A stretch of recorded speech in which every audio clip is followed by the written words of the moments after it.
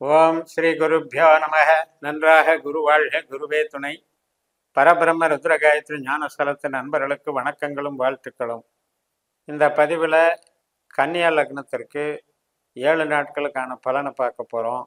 பிப்ரவரி 10ஆம் தேதியிலிருந்து பிப்ரவரி 16ஆம் தேதி, அதாவது சனிக்கிழமையிலிருந்து வெள்ளிக்கிழமை வரைக்கும் நம்மளுடைய லக்னத்திற்கு சந்திரன் எந்தெந்த நட்சத்திரத்தில் பயணிக்கிறாரோ அதை சார்ந்து நமக்கு என்ன பலன் என்று பார்க்கிறோம். இந்த லக்னம் என்பதுதான் முக்கியமானது. இன்னும் திரும்ப திரும்ப நிறைய பேர் சந்தேகம், நட்சத்திரத்தை நாம் எதுக்கு போடுறோம்னா அந்த நட்சத்திரம் சார்ந்து தான் லக்னம் இயங்கும். அதாவது இப்போ கன்னியா லக்னத்தில் 3 நட்சத்திரம் இருக்கு. உத்தரம் இருக்கு, அஸ்தம் இருக்கு, சித்திரை இருக்கு. இந்த 3 நட்சத்திரம் அதுக்குள்ள இருக்குன்னு காட்டுறதுக்கு தான் அதை போடுறோம். அப்படியே நீங்க பிறந்த நட்சத்திரத்தையும் பிறந்த ராசியும் அதை நினச்சிக்கிட்டு நீங்கள் ராசி பலன்னு எடுத்துக்காதீங்க. இது லக்ன பலன் தான். கன்னி லக்ன அன்பர்களுக்கு இது பொருந்தும். 12 லக்னக்காரர்களுக்கும் வாரம் 12 வீடியோ தனித்தனியாக போடுறேன். அதனால் உங்கள் லக்னம் எதுன்னு பார்த்து அதை தேர்ந்தெடுத்து தொடர்ந்து பாருங்க. அது உங்களுக்கு தொடர்ந்து பயன் தரும். சனிக்கிழமை அன்னைக்கு அவிட்ட நட்சத்திரம்ங்க, செவ்வாயினுடைய நட்சத்திரம்.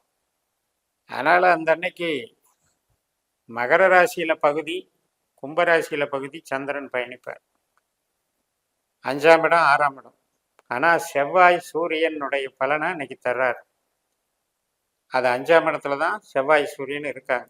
அதனால் நம்மளுடைய விருப்பம், நம்மளுடைய ஒரு பொழுதுபோக்கு, இன்பம், மகிழ்ச்சி, பாசம், நேசம், குழந்தை, கலைகள் இத்தனையும் 5ஆம் இடத்துல இருக்கிறதுனால இது நமக்கு ஓரளவுக்கு மன மகிழ்ச்சியையும் உறவுகளை புதுப்பிக்கிறதுக்கும் நல்லா இருக்கும். இப்போ ஒரு வீட்டில் சுப நிகழ்ச்சிகள் நடத்துறதுக்கு தேதி குறிக்கிறது, அதை பற்றி டிஸ்கஸ் பண்ணுறது, அதற்கான முயற்சிகள் எடுக்கிறது, கல்யாணம், குழந்தை பிறப்பு, இல்லை பிறந்த குழந்தைக்கு நடக்கக்கூடிய நிகழ்வுகளை பற்றி ஆராய்ச்சி பண்ணுறது, கோயில் சார்ந்த வேலைகளில் ஈடுபடுறது, கலைகள் சார்ந்த வேலைகளில் ஈடுபடுறது, இதுக்கெல்லாம் இது நல்ல நாளாக அமைகிறது. பிப்ரவரி 11ஆம் தேதி சதய நட்சத்திரம்.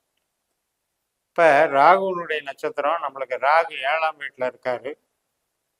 அதனால் அந்த 7ஆம் வீட்டில் இருக்கிற ராகு புதன் மாதிரி வேலை செய்யறதுனால புதுசாக வரக்கூடிய, புதுசாக நம்ம பார்க்கக்கூடிய கஸ்டமர், நண்பர்கள், பழக்க வழக்கங்கள், அல்லது பிஸ்னஸில் நம்ம அன்றாடம் சந்திக்கக்கூடிய நபர்கள், அல்லது கணவன் மனைவி உறவு சார்ந்த விஷயங்கள், இதெல்லாம் மகிழ்ச்சிகரமாக கொண்டு போயிடும், நல்லா இருக்கும்.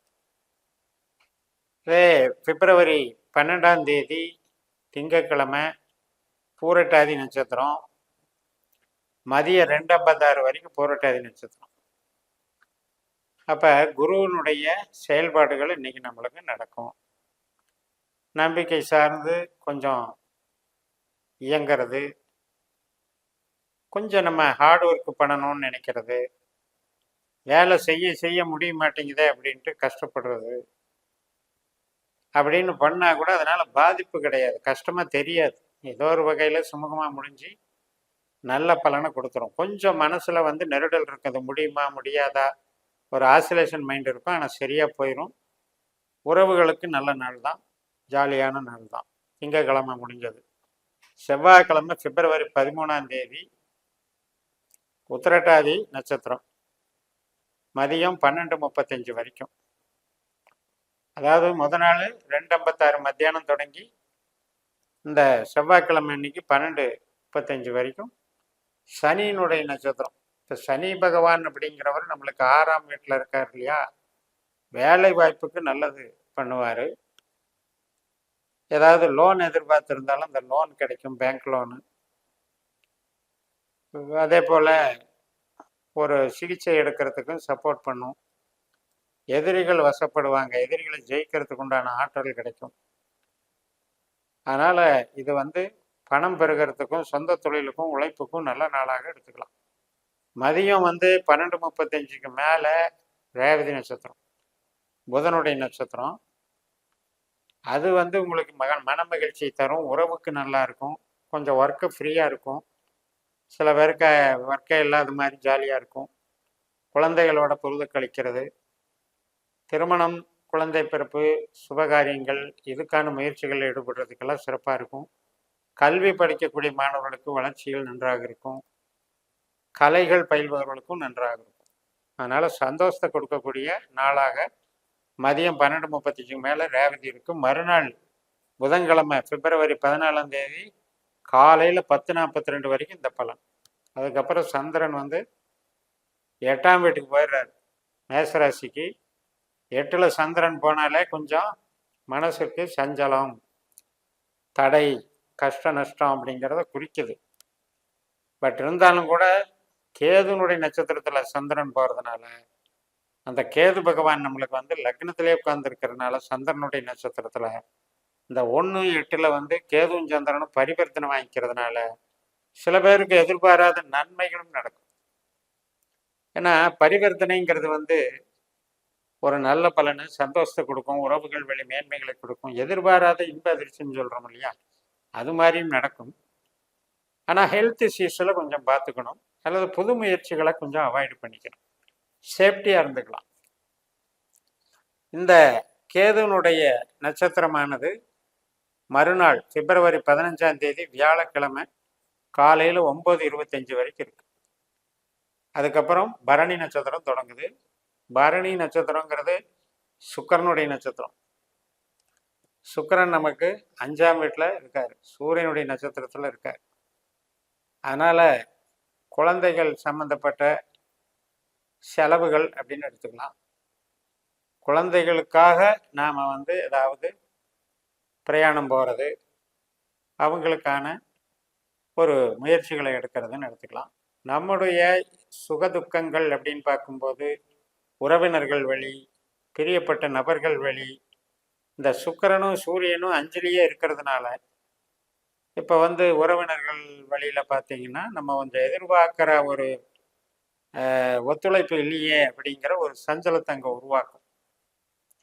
இருந்தாலும் கூட அதன் வழியாக அந்த நிகழ்வுகள் நடந்து முடியும், நல்லபடியாக முடியும். ஒரு சுப நிகழ்ச்சியே பேசுகிறீங்க, உங்களுக்குள்ள ஒருத்தர் அறிமுகப்படுத்தி பேசிக்கிறது, பழகிக்கிறதுக்கெல்லாம் ஒரு வாய்ப்புகள் நன்றாக இருந்தாலும் இந்த சூரியனுங்கிறது நெருப்பு தத்துவம்.